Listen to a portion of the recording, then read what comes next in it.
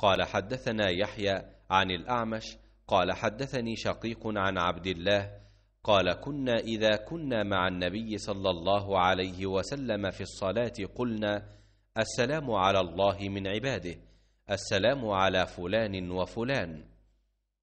فقال النبي صلى الله عليه وسلم لا تقولوا السلام على الله فإن الله هو السلام، ولكن قولوا التحيات لله والصلوات والطيبات، السلام عليك أيها النبي ورحمة الله وبركاته، السلام علينا وعلى عباد الله الصالحين.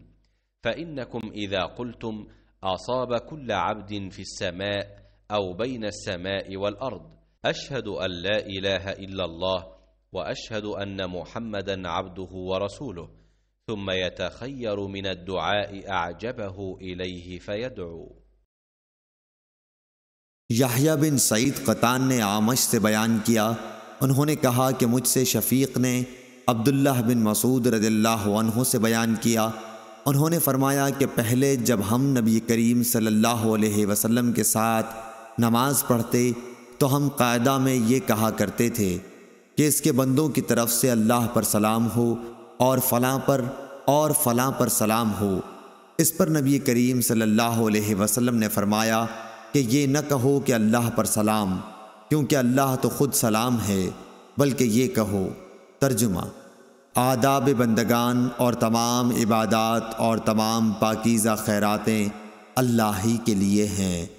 آپ پر اے نبی سلام ہو اور اللہ کی رحمتیں اور برکتیں نازل ہوں، ہم پر اور اللہ کے صالح بندوں پر سلام ہو۔ اور جب تم یہ کہو گے تو آسمان پر خدا کے بندوں کو پہنچے گا۔ آپ صلی اللہ علیہ وسلم نے یہ فرمایا کہ آسمان اور زمین کے درمیان تمام بندوں کو پہنچے گا۔